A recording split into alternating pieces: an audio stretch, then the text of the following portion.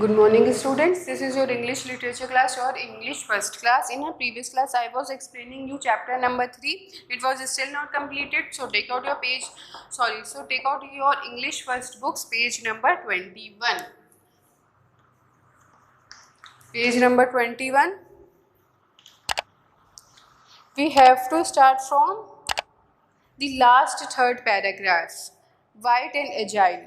हम लोगों ने पिछली क्लास में क्या पढ़ा था कि डेला जो है वो बड़ी घबराई होती है कि उसने अपना हेयर कट करवा लिया है और जिम उस पर कैसे रिएक्ट करेगा, क्योंकि जिम को डेला के बाल बहुत खूबसूरत लगते थे और उसको वो बहुत सुंदर लगती थी उन लंबे बालों के साथ। तो वो डेला को लग रहा था कि कहीं मुझे जिम मेरे पे गुस्सा ना हो या मुझे ना एक्सेप्ट करे इस तरीके से, तो बड़ी कंफ्यूज्ड थी। लेकिन जब वो जिम को अपने लुक दिखाती है तो जिम उससे कहता है कि मुझे तुमसे कोई भी हेयर कट ऐसा नहीं है जिसकी वजह से मैं तुम्हें कम चाहने लगूंगा। मुझे तुम पहले भी पसंद थी और तुम मुझे आज भी पसंद हो, ठीक।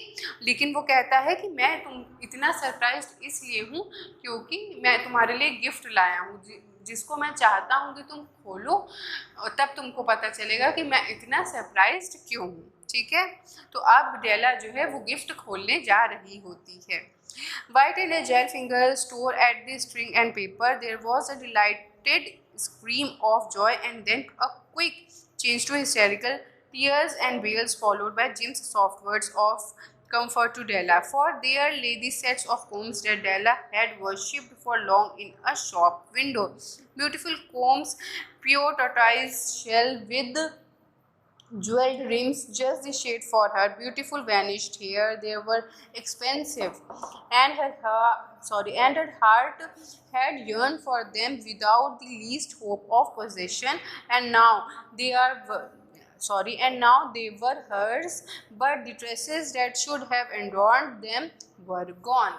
अब जब वो उस गिफ्ट को खोलती है तो वो क्या देखती है, उसको जिम ने गिफ्ट में क्या दिया होता है, क्रिसमस गिफ्ट में क्या दिया होता है, कोम्स दी होती हैं।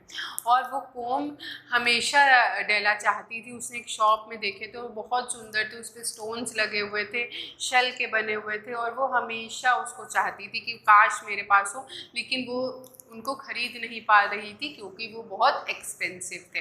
तो वो उनको देखती है, लेकिन पहले तो बहुत खुश हो जाती है उसको उनको देख के, लेकिन थोड़ी ही देर बाद वो उसके आंसू बहने लगते हैं क्योंकि अब उसके बाल नहीं रहे। जिस चीज़ के लिए जिम उसके लिए वो कोम लाया होता है, अब वो चीज़ ही नहीं है। इसीलिए अब आपको समझ में आया कि जिम इतना सरप्राइज्ड और हैरान क्यों था, क्योंकि और वो डेला के बाल क्यों ढूंढ रहा था, क्योंकि वो गिफ्ट तो वो उसके बालों के लिए लाया था ना, डेला के लिए, जो वो चाहती थी कि मैं अपने बाल इससे कोम करूं, और अब वो बाल नहीं रहे, तो इसीलिए डेला जो है उदास हो जाती है। She hugged them to her heart, and then she looked up with dim eyes and a smile and said, "My hair grows so fast, Jim."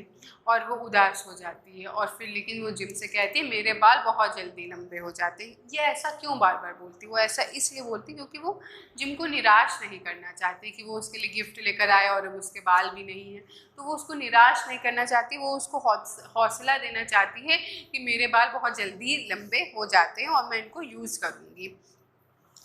But Jim had not.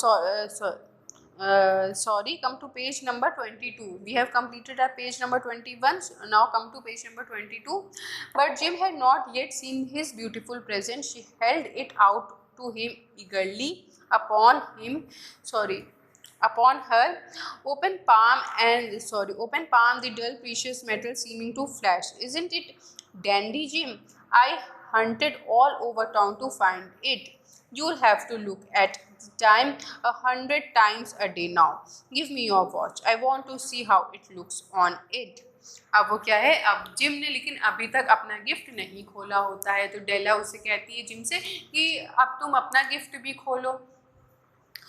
और जैसे ही वो एक्सक्यूज मी स्टूडेंट्स, हाँ, जैसे ही वो gift खोलता है और वो बताती है उसको डेला जिम को बताती है कि देखो मैं तुम्हारे लिए क्या लाई हूँ, मैं तुम्हारे लिए वॉच की वो चेन लेकर आई हूँ और अब तुमको शर्माने की या दूसरों के सामने हिचकने की ज़रूरत नहीं पड़ेगी, शर्मिंदगी महसूस नहीं होगी अपनी वॉच आगे करने में, क्योंकि उसको लगता था कि उसकी वॉच का वो स्ट्रैप पुराना हो गया जिसकी वजह से उसको शर्मिंदगी महसूस होती थी। तो वो कहती है डेला कि अब तुमको शर्माना नहीं पड़ेगा और अपनी तुम वॉच दिखाओ और मैं उस पर ये चेन रख के देखूं कि ज़रा वो चेन कैसी लग रही है तुम्हारे वॉच पे। और वो उससे कहती है अपनी वॉच तो दिखाओ ज़रा। Della said let's put our Christmas present away and keep them a while. They are too nice to use. Just at present. I sold the watch to get the money to buy your combs. The Maggie were wise men, wonderfully wise, who bought gifts to the babes in the manger. They invented the art of giving Christmas present. This is the uneventful story of two foolish children in a flat who most unwisely sacrificed for each other the greatest treasures of their house. But let it be said that of all who give gifts, these two were the wisest. They were the Maggie. अब जो है gym कहता है डेला से कि इन gifts को तुम किनारे ही रख दो क्योंकि बहुत अच्छे हैं इस समय हमारे लिए यूज़ करने के लिए। और डेला को लगता है कि ऐसा ये क्यों कह रहा है। फिर वो जिम कहता है कहता है कि जो तुम वॉच मुझसे पूछ रही हो वो वॉच अब नहीं रही क्योंकि मैंने अपनी वॉच बेच दी तुम्हारा क्रिसमस गिफ्ट लाने के लिए। समझ में आ रहा है आप लोगों को स्टूडेंट्स? डेला ने अपने बाल बेच दिए जो कि जिम को बहुत प्यारे थे और उसको लगता था कि जिम को मैं बहुत खूबसूरत लगती हूँ इन बालों में। डेला अपने बाल बेच देती है जिम के गिफ्ट लाने के लिए और जिम अपनी घड़ी बेच देता है डेला का गिफ्ट लाने के लिए। और जिम डेला के लिए कोम लाता है जो अब वो यूज़ नहीं कर सकती है, करेंटली यूज़ नहीं कर सकती है। और डेला लाई होती है उसके लिए वॉच की चेन और अब वो वॉच भी नहीं रही है। तो वो जिम कहता है कि अभी इनको किनारे ही रख दो क्योंकि बहुत अच्छे हैं इस समय यूज़ करने के लिए और इस समय क्योंकि इनका कोई काम नहीं है। तो स्टूडेंट्स ये स्टोरी यहीं पे ख़त्म होती है। और इस स्टोरी से हमको क्या पता चला? सोचिए ज़रा, इस स्टोरी से हमें क्या पता चला?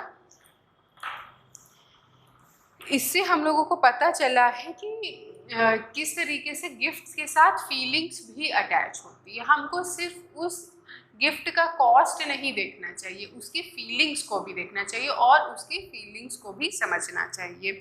ये चैप्टर यहीं पे ख़त्म होता है। In our next class we will do our exercises. Your homework for today is that you have to read this chapter thoroughly. ठीक है, you have to read this chapter thoroughly, मतलब अच्छे से रीड करना है। You have to read chapter number 3। This is your homework for today. ठीक है, now we will meet in our next class. Thank you.